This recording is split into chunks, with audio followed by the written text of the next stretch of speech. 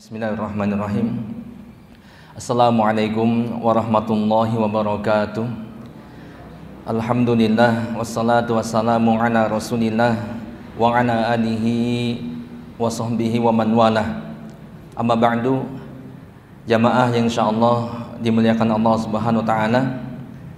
Alhamdulillah, bersyukur kepada Allah Subhanahu wa taala di hari ini kita dapat bertemu kembali dalam rangka untuk saling mengingat kembali ataupun saling memberikan nasihat di antara kita.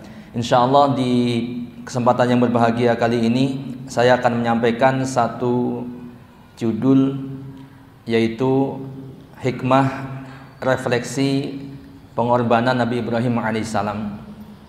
Yang tentunya sebenarnya kisah ini kisah yang sudah sangat kita ketahui, yang sudah berulang kali kita mendengar ataupun membacanya. Namun tidak ada salahnya kita akan kembali mengulas. Mudah-mudahan ini terdapat hikmah yang sangat banyak di dalamnya. Nabi Ibrahim alaihissalam, beliau adalah salah seorang nabi dan rasul Allah Subhanahu wa taala yang mempunyai kedudukan istimewa. Ya, selain beliau seorang Rasul, Nabi dan Rasul ulul azmi, yaitu Nabi dan Rasul yang mempunyai keteguhan yang sangat luar biasa karena ujian-ujian yang didapatkannya, khususnya ujian dari kaumnya atau dari eksternal, bukan dari dalam dirinya. Beliau salah satu Rasul ulul azmi yang diantara mereka ada 5, yaitu Nuh, Ibrahim, kemudian Musa, Isa, dan Muhammad sallallahu alaihi wasallam. Nah, kemudian Nabi Ibrahim alaihissalam pun di antara keistimewaannya adalah beliau diangkat sebagai Khalilullah atau mempunyai kedudukan sebagai Khalilullah, kedudukan yang sangat tinggi, ya, al-khullah, yaitu kekasih Allah Subhanahu wa taala. Sebagaimana dalam surat An-Nisa ayat 125, Allah Subhanahu wa taala menyebutkan wattakhadallahu Ibrahima khalila, dan Allah mengambil Ibrahim sebagai kekasihnya. Ya, ini. Dan saking istimewanya kedudukan Nabi Ibrahim alaihissalam, sampai-sampai Rasulullah SAW pun diperintahkan, bahkan tidak hanya sekali, untuk apa? Untuk menceritakan kisah Nabi Ibrahim alaihissalam kepada umatnya, kepada manusia. Allah berfirman, "Wadhkur fil kitabi Ibrahim, innahu kana siddiqan nabiyya." Kata Allah, ceritakanlah wahai Muhammad kisah Ibrahim dalam Alkitab ini, yaitu dalam Al-Quran. Sesungguhnya dia adalah seorang yang sangat membenarkan lagi seorang nabi. Surat Maryam ayat 41, ya. Pun demikian dalam surat Asy-Syu'ara maksudnya ayat 69, Allah berfirman, "Watlu 'alaihim naba'a Ibrahim." Dan bacakanlah kepada mereka kisah Ibrahim. Ya. Nah, untuk itu insyaallah kita akan bersama-sama menyimak satu kisah atau sebagian daripada kisah Nabi Ibrahim yang sangat menginspirasi. Ya, dan ini ada kaitannya dengan bulan yang sebentar lagi akan kita jumpai, yaitu bulan Zulhijjah, di mana di sana ada satu ibadah yang sangat agung, ibadah kurban, yang itu landasannya adalah dari kisah Ibrahim yang akan kita bahas, yakni Ibrahim bersama anaknya. Baik, kisah ini terdapat dalam surat As-Saffat ayat 100 sampai 111, ya. Berawal dari doa Nabi Ibrahim alaihissalam. Jadi Nabi Ibrahim alaihissalam ini termasuk nabi yang diuji dengan ujian yang sangat banyak, ya. Di antaranya adalah diuji tidak mempunyai keturunan sampai batas waktu yang sangat lama. Berapa tahun? Baru dikaruniai putra? Ya, setelah 80 tahun. Ya, ini pun Nabi Ibrahim alaihissalam berdoa kepada Allah. Ya, artinya tidak putus berdoa dan bersabar. Sehingga dikatakan dalam ayat tersebut, Rabbi habli minas salihin. Rabbi habli minas salihin. Ya. Ya Allah, ya Rabbku, anugerahkanlah kepadaku seorang anak yang termasuk anak yang saleh. Ini doa Nabi Ibrahim alaihissalam. Ya, di ayat yang pertama yang saya bacakan tentang kisah ini pun kita sudah bisa mengambil satu hikmah yang sangat luar biasa. Ini seorang nabi yang mempunyai kedudukan yang istimewa. Ya, ketika ingin mendapatkan anak yang baik, anak yang soleh, beliau berdoa kepada Allah, Rabbi habli minas solihin. Ini pun demikian dilakukan oleh nabi-nabi yang lain. Di antaranya adalah Nabi Zakaria. Ya, Nabi Zakaria berdoa, Rabbi habli min ladunka dzurriyyatan thayyibah innaka sami'ud du'a. Ya Rabbku, berilah aku dari sisi Engkau seorang anak yang baik. Sesungguhnya Engkau maha mendengar doa. Bisa dilihat dalam surat Al-Imran ayat 38. Nabi Zakaria pun termasuk nabi yang diuji dengan lama mendapatkan keturunan. Jadi kalau ada di antara kita yang sampai sekarang ya barangkali belum mendapatkan keturunan, belum dikaruniai seorang anak, putra ataupun putri, maka bersabar dan terus berdoa. Insya Allah suatu saat Allah akan berikan, ya. Karena Allah maha mampu untuk memberikan kepada hamba-hambanya anak, kapanpun dan dimanapun, ya.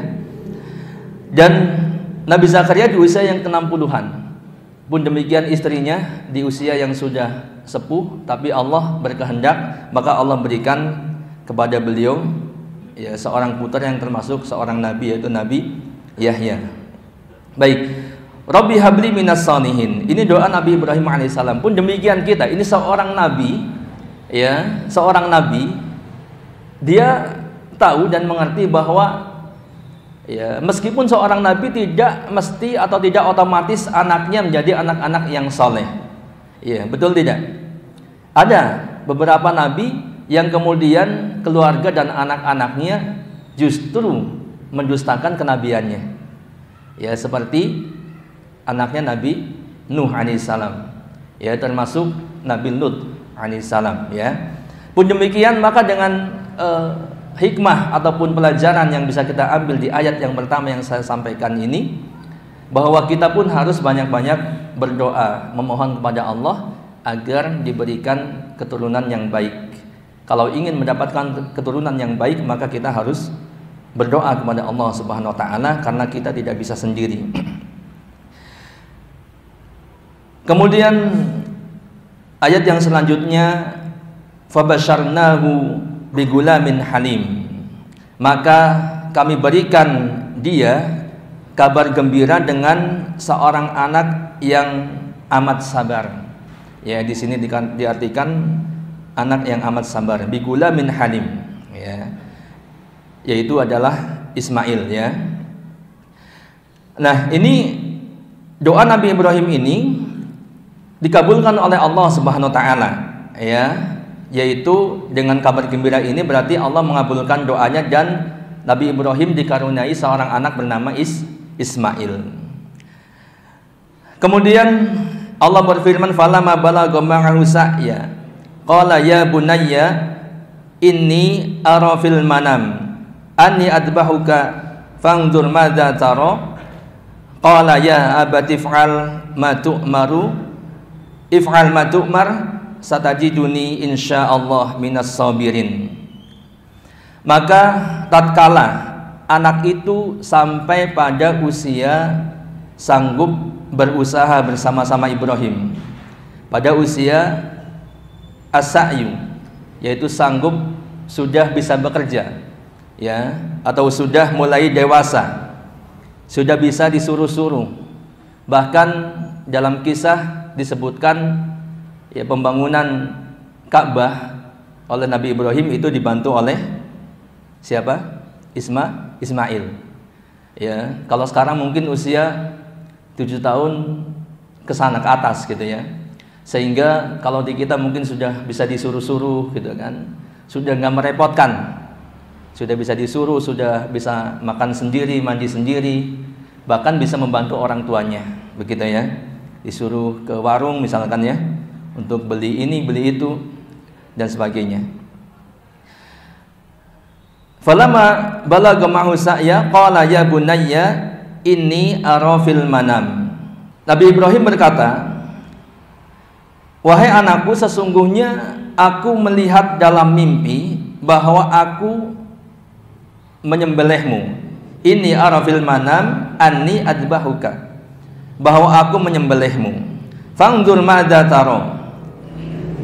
Ya, maka pikirkanlah apa pendapatmu. Nah ini ya, ini satu ujian yang sangat berat. Ya, kenapa?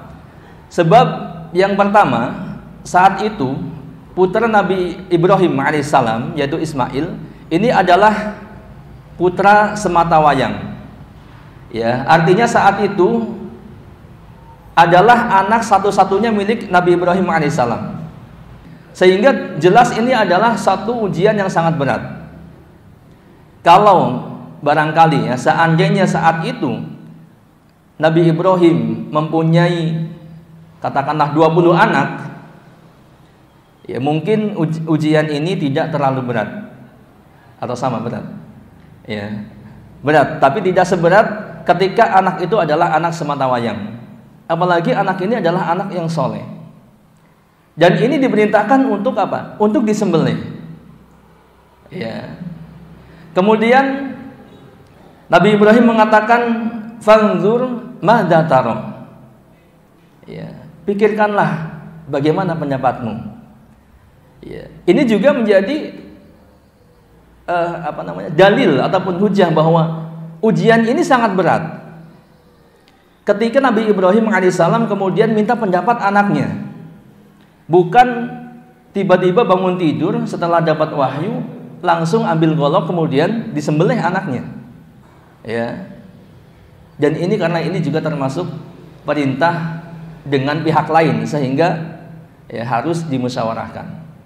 Bagaimana pendapatmu, ya? Maka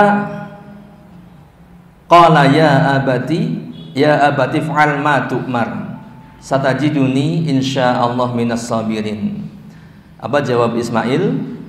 Ya, dia menjawab, wahai ayahku, kerjakanlah apa yang diperintahkan kepadamu, insyaallah kamu akan mendapatiku termasuk orang-orang yang sabar. Ya, Nabi Ismail faham bahwa ini adalah wahyu dari Allah Subhanahu wa taala, dan kemudian Nabi Ismail atau Ismail alaihissalam ya ini bersedia untuk disembelih atau untuk dikurbankan karena ketaatan kepada Allah Subhanahu wa taala. Pun demikian kita, kalau kita ya ingin menjadi anak yang soleh, maka kita pun harus membantu orang tua kita melakukan ketaatan kepada Allah Subhanahu wa taala. Ya, sebagaimana Ismail tidak menolak apa yang diwahyukan oleh Allah ataupun diperintahkan oleh Allah kepada ayahnya. Nah, kemudian dalam hal ini terdapat dalil juga bahwa mimpi para nabi itu adalah wahyu. Ya, ada satu hadis, namun hadis ini dikatakan hadisnya mauquf. Disebutkan bahwa ru'yal anbiya'i fil manam wahyun. Jadi mimpi atau penglihatan seorang nabi atau para nabi dalam mimpi itu adalah wahyu. Ya. Penglihatan para nabi dalam mimpi ini statusnya adalah wahyu. Karena di antara cara turunnya wahyu adalah melalui mimpi, gitu ya. Akan tetapi ini tidak otomatis berlaku untuk semua orang. Ya, jangan antum ya tiba-tiba mimpi mau menyembelih orang, kemudian besok langsung bawa pedang, jangan. Ya, sebab antum bukan nabi, gitu ya. Nah, seperti dikatakan bahwa mimpi para nabi adalah wahyu karena para nabi itu maksum dari setan. Jadi nabi itu mimpinya itu tidak dicampuri oleh campur tangan setan. Demikian disepakati oleh para ulama. Selain nabi tidak menjadi wahyu dan tidak bisa diamalkan.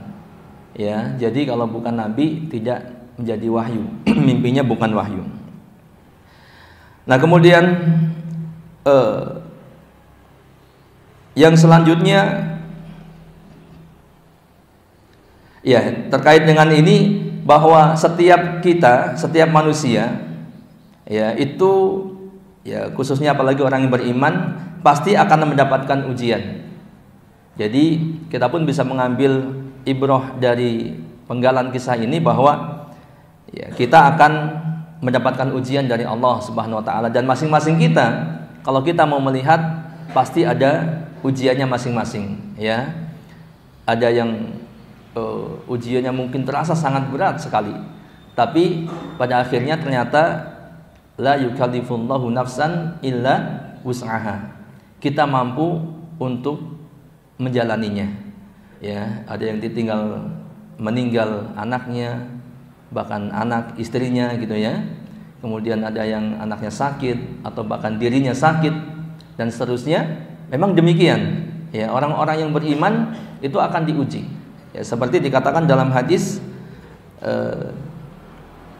ada yang bertanya kepada Rasulullah sallallahu alaihi wasallam, "Ya Rasulullah, ayyun nas asyaddu bala."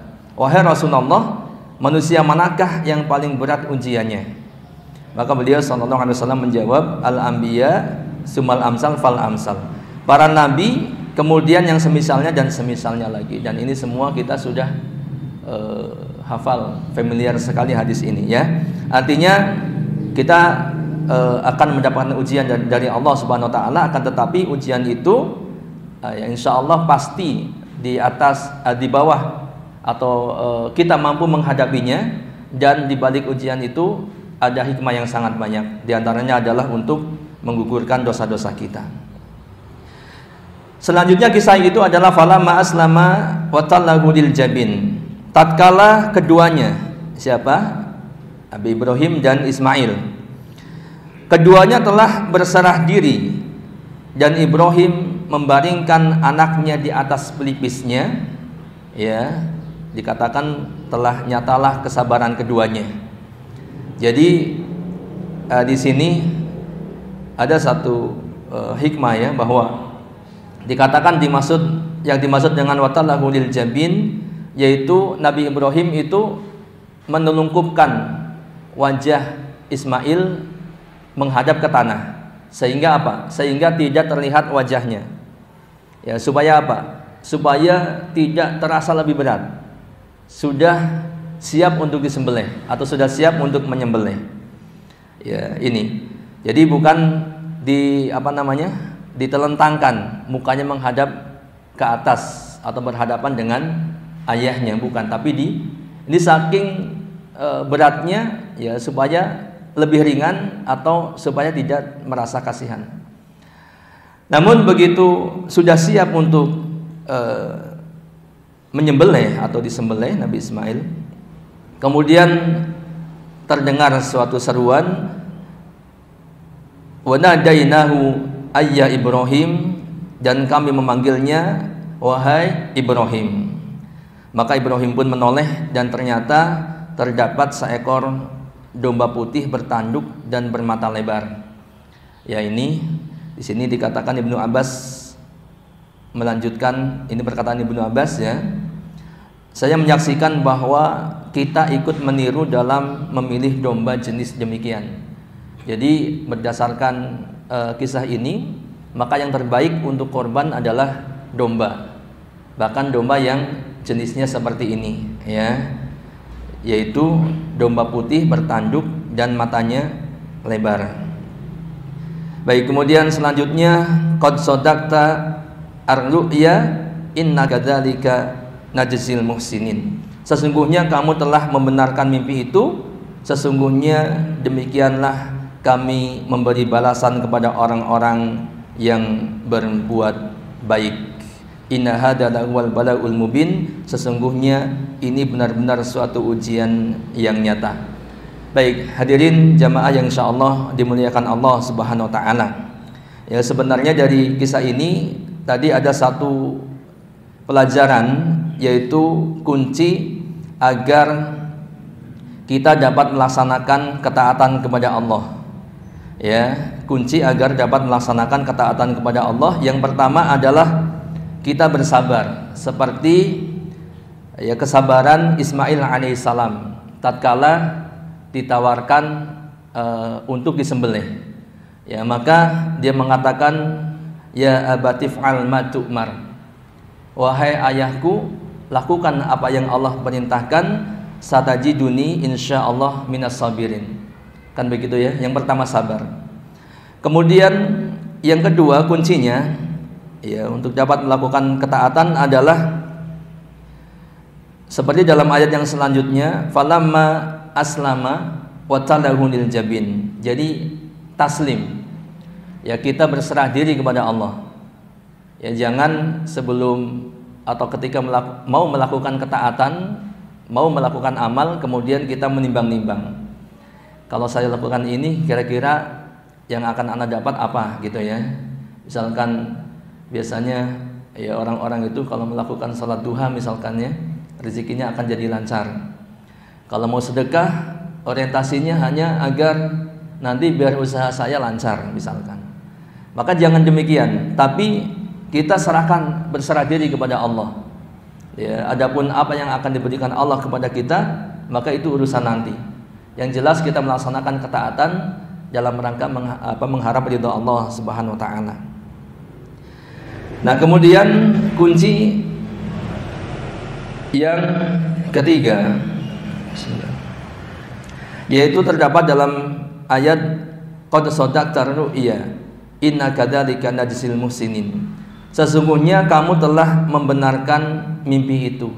Ya, kuncinya adalah tasdik, yaitu kita membenarkan perintah dari Allah Subhanahu wa taala.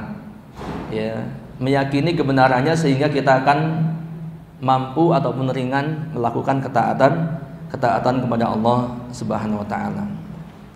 Nah, ini hadirin jamaah yang insyaallah dimuliakan Allah Subhanahu wa taala. Mungkin ini yang dapat disampaikan sedikit saja. Nanti kalau mau lebih luas lagi silakan bisa dibaca di kisah Nabi Ibrahim ini, terdapat dalam surat As-Saffat ayat sekitar 100 sampai 111-an ya. Wallahu a'lam bishawab. Mohon maaf atas segala kekurangannya. Assalamualaikum warahmatullahi wabarakatuh.